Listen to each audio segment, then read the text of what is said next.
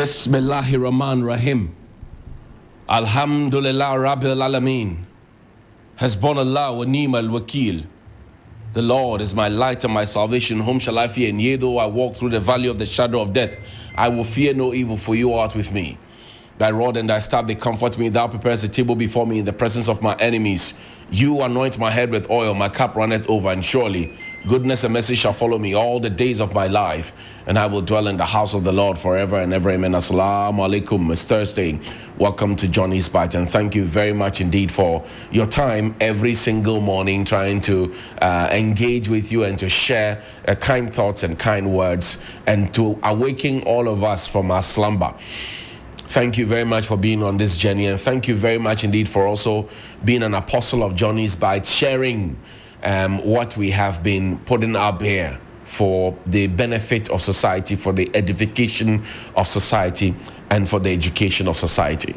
Thank you very much for being part of this wonderful journey, and thank you very much for also being part of the big advocacy for people to know their place of pride in this democracy that we practice, for people to know their place of essence in this whole governance system that we run, for people to appreciate that they are just not spectators, but they are citizens in their very own right, for people to know that they cannot sit no longer on the fence, and that when somebody says that you are neutral, it doesn't mean that, forgive my friend, you are stupid, that you are neutral. So if there's a matter that is happening, and somebody put it, there's an African proverb that Manasseh likes to use, that if the elephant has its foot on the tail of a mouse, you cannot claim neutrality.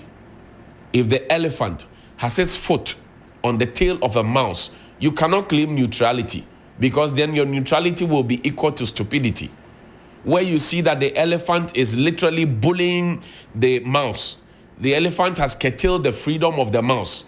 The elephant is doing everything to kill the mouse, and you say you are neutral. That neutrality is stupidity. Forgive my French.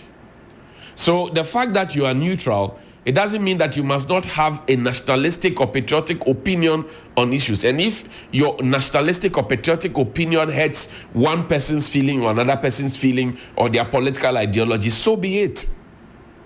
Because the bottom line is, we are all involved in building our motherland. That's what the song says. We are all involved. We are all involved in building our motherland. And then our national anthem even goes on to say, and help us to resist oppressors' rule with all our will and might forevermore. Oppressors are not just those who come wielding guns and machetes and what's not. There are people who can use paper and pen to oppress you. There are people who can use their words to oppress you. There are people who can use systems that they have built to oppress you. So oppressors are not just those who have guns and those who have national security people. There are so many ways that people decide to oppress people. And I'm happy that since we started this journey, many of you say your eyes are now being opened. And I hope it stays opened forever and ever. Because when something is wrong, it's wrong. Professor Mills said something. He said, the fact that times have changed doesn't make right wrong and wrong right. It stuck with me the very day he said it. And it takes me to the very first. Let me say thank you to Wear Ghana, Ajman and his team. They give me this beautiful outfit for my birthday. My birthday is a whole month long, so we're still celebrating.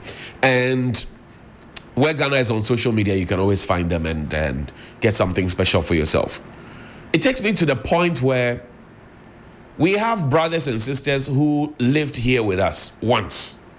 Some of them were born here with us. And you find that in Germany, in the US, in the UK, Italy, all those places, when their countries have problems, they do not pick their passports to run away from their countries, to go and seek greener pastures elsewhere. They stay in their country. They speak up, they help, they assist, and they collaborate to make sure that whatever problem is plaguing them is fixed and their country returns to its better glory. In our case, we have had people who live here with us. At the least trouble, they left and they went to Obroni Chrome. Some of them pick up their phones, they have their laptops, and they do live broadcasts nobody can begrudge them, but they do live broadcasts from elsewhere, where the systems work, where they wake up this morning and they can get a bus, they can get a train to work, where they can get a credit facility, right? Where nobody's chasing them up and down for unnecessary 2-3 years rent. They can get all those things done and dusted for them. Their health insurance is working. Nobody comes to say, oh, we have collected health insurance money, but we have used it to pay something. Nobody comes to say, you have invested in bonds. We are taking your bonds from you. No.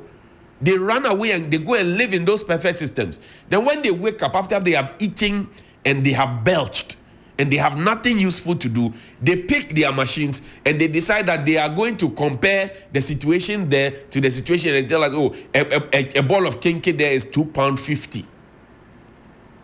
So if we are buying kinky here for 7 cedis and 5 cedis, it is nothing. Eye anka udwane. Mibisa eye anka udwane. They sit there and they compare. One of the such persons, and I feel sorry for Michael Blanksy, pulled out his black tweet for me from yesterday. I feel bad for him. But he had this to say.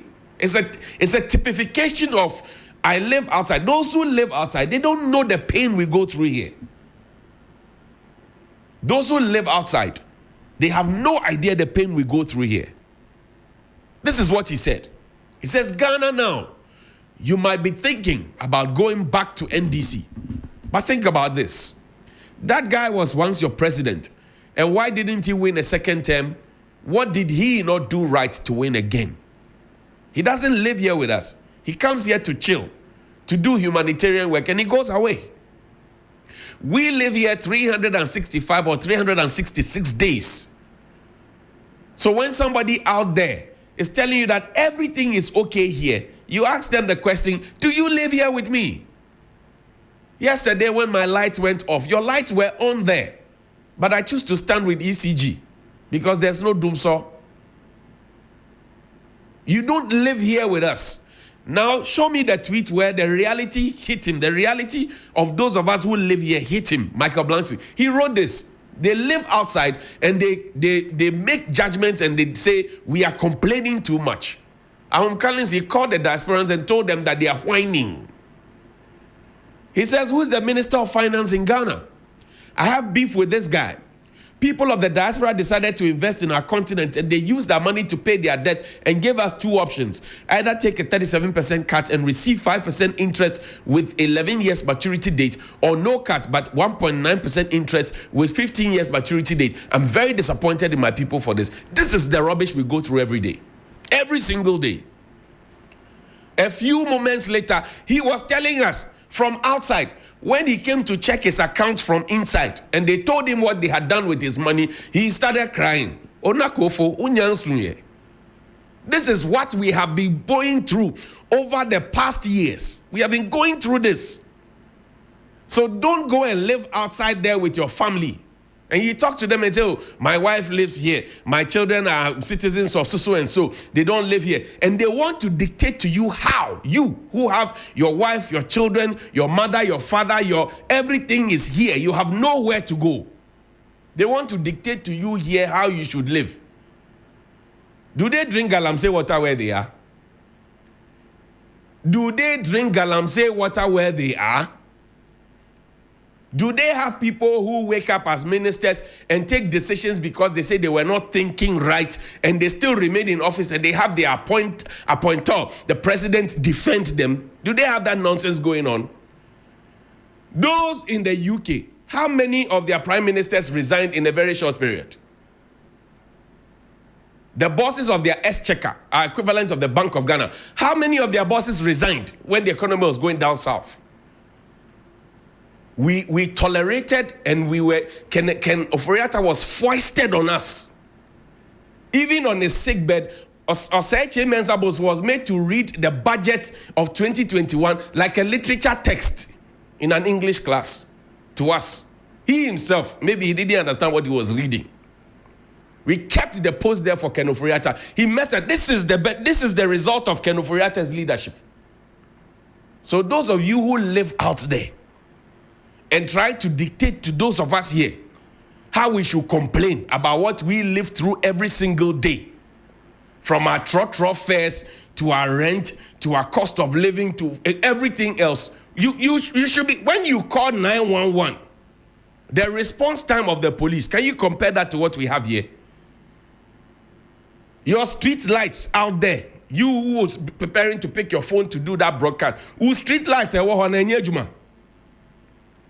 Abroad traffic lights, street lights, Sa kwasi potholes near war hano ebi wo. Forgive my French. We have that year of roads, second year of roads, another year of roads. Those potholes we have here, the manholes, do we have them some there? The road markings that are not visible, do we have some there? The mediocrity of building public toilets and going there to applaud and cut a ribbon for it to say, we have given you social amenity. Borehole in today's borehole. Not even mechanized borehole. You pump it, borehole. Do you have that there? So don't sit out there and try and dictate to us. Michael Blanc said, they show you something small, and he's not alone. No. There are many of them who have gone through this. They will keep quiet because we have been through hell. Lord knows it. We have been through hell.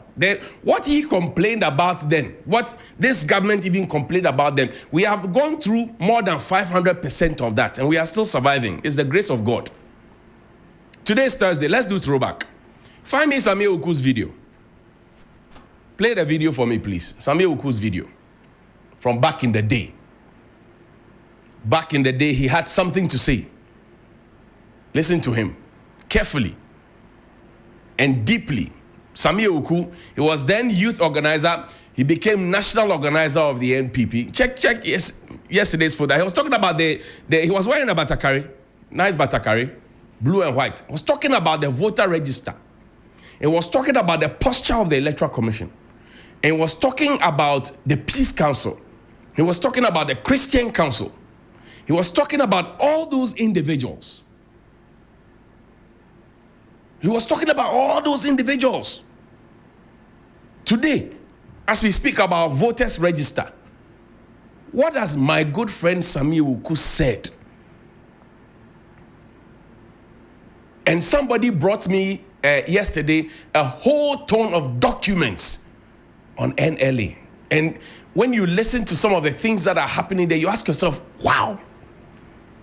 A respected parliamentarian in this country also mentioned this to me earlier. I didn't pay attention to it. I didn't pay attention. Which comes out on the 1st of December. There are many calls of people whose names, whether deliberately or not, have been omitted across the 10 regions. And it's beginning to up the tension in the system. The Christian Council of Ghana should not sit down and only be interested in people signing peace accord when those held and gifted with the responsibility to ensure a free, fair, transparent elections are derelict on their duties. Peace accords on paper on itself cannot provide us with a transparent election. What is sad for us in the NPP youth? We'd have to fetch that tape back and play it. We'd have to fetch that tape back and play it. And you know, when we finished the exhibition of the voters register, concerns were raised about persons who had been transferred, whose names had been transferred without the approval and all of that. The Electoral Commission on the 28th of August is still on their Facebook page. They put up there that discard all the comments that are being made. The register we have for the 2024 elections is robust and credible. The concerns were raised. The posture of the Electoral Commission after the exhibition was that discarded. They put it out there. It's still there on their Facebook page. If they delete it, I'll show them screenshots because I recorded it as well. The posture of the EC said that what we have is credible and robust.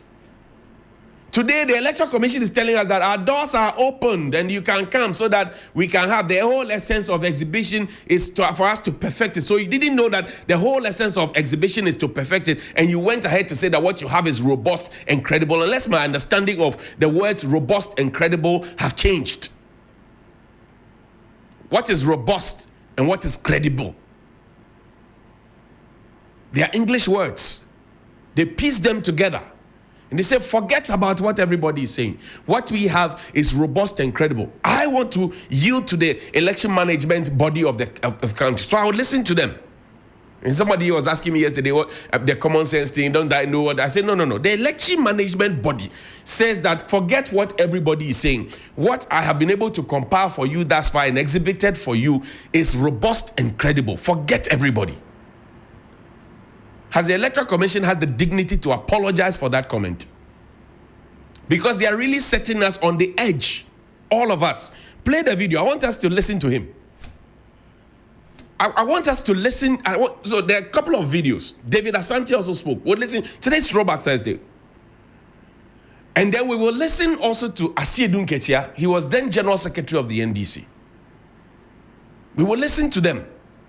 And then we will form an opinion as to whether or not we are not being hypocritical in this country regarding the sanctity of our voter register. Mr. Samuel Tete, who is now the deputy commissioner in charge of operations, who was then the director of electoral services then, is now telling us that the register that he told all of us as Ghanaians that we used for the 2016 election, that the register was robust and credible, had trees, plants, and animals in it, and he used it. Can such a character be trusted? What he supervised then, and what he himself has said now, and what is happening now, can you trust him when he says that what I have now is credible and robust?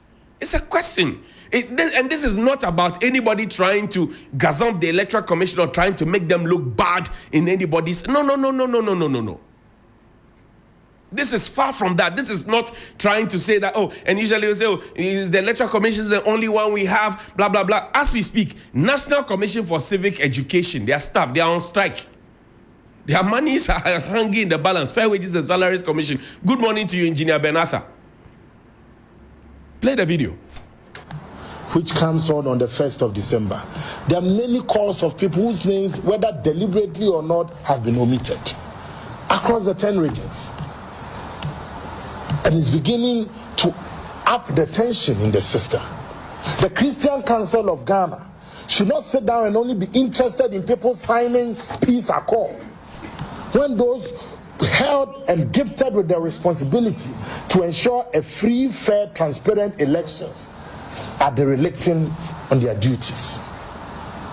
Peace accords on paper on itself cannot provide us with a transparent election. What is sad for us in the MPP youth wing is what has been lost in the narrative. There's this whole peace industry in Ghana. Peace industry. But nobody is talking about the fairness, the transparency. It's not enough for the Electoral Commissioner to go to church and say she's praying, God gives us a leader.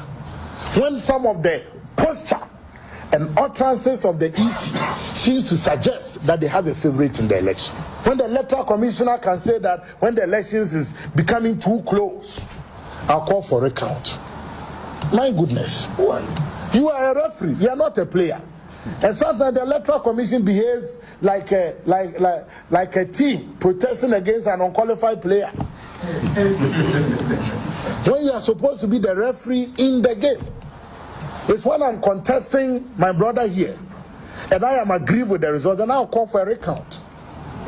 These things cannot pass without the Peace Council, the Christian Council, our Muslim Council and Mission to not commenting on it. Elections is not an event, it's a process. From the process 1 to the process 2 to the process 3 to the process 4, all of it must engender confidence. That's Samuel Uku. The things he said and the things that are being said now, how different are they? What has he said now? I thought that ordinarily, because he held these principles, he should actually be the one partnering with whoever is asking these same questions today. What has changed? David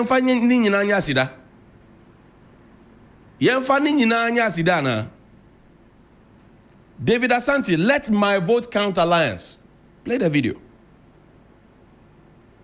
A landmark case has been won against the IGP, the police service, and then the Attorney General of this country. That isn't really the impelling factor for this day's press conference. Not just alone, but we also deem it ideal and very necessary to bring to bear the issue that really brought to bear the court case which has brought us this far. That is the fight and the demand for a new voters register. The victory in court yesterday sets the battle for a new register on a different pedestal. After 1 month of the committee hearing, the question is, how long is the Electoral Commission of Ghana expecting the people of Ghana to keep reticent and still expect solution and answers from the commission? We question the neutrality of the panel of 5, because a few of them had made public statements which we thought were quite prejudiced or prejudicial to their mandate. We were not told the mandate of the committee, what the committee was expected to do. The committee were not given timelines. The EC as a body itself does not even have the timelines handy to tell Ghanaians that in the next 1 month or in the next 2 months or in the next 3 days, you know that for a fact, and our position will be made known to the people of Ghana. Well, as far as we are concerned, the EC has not told us, so there are no timelines. And the Electoral Commission is operating in vacuum. 92.7. And everybody is watching quietly. There is a serious situation at hand, which I am thinking should really click and hit the sensibilities of all democracy-loving people in this country. I'm talking about the casualties that were recorded in the NDC internal elections. It's a serious issue that must really draw our attention to why the need for an electoral roll which has credibility. Going into future elections with the existing electoral register, I am afraid we may have, at a national character and at a national dimension, what happened in the NDC. That's David Asante. He's talking about casualties in a political party. He has forgotten that in the 2020 elections, lives were lost. We have still not found answers to it, but people are being told to go and sign peace pacts. Samuel Oku was asking the same questions. So where is David Asante, my good brother, who has transformed Ghana public? Where is he? The matter is about principles. Principles. It's about principles. Where is the principle? Where are the principles? Look, play Mr. Samuel Tete's video for me. Play the video. Play the video. Perhaps this is the first time the NDC has taken interest in the register. Otherwise, one would have expected them to call for such an audit of the 2016 register, which contained photos of plants and animals representing voters. It is important. Plants and animals represented voters.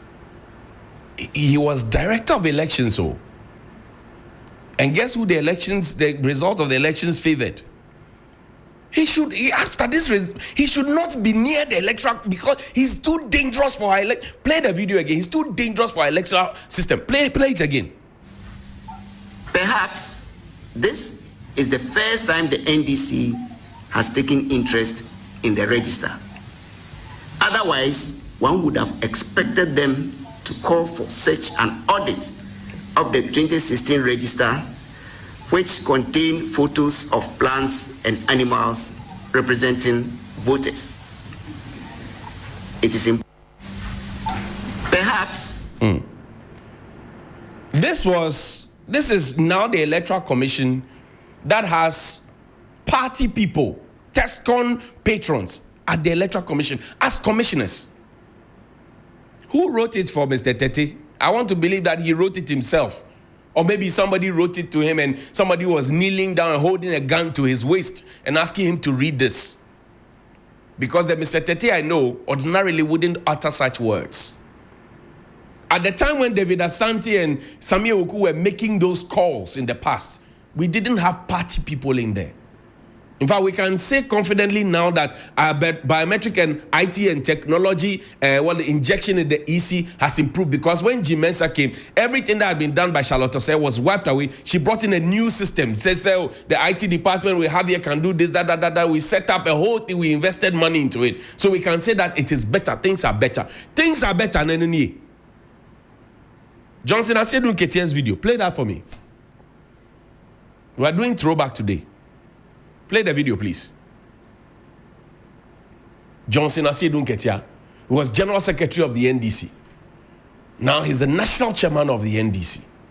What did he say then? Play the video. These persons, I have indicated that if the process of deleting deceased persons is the process of exhibition of the register.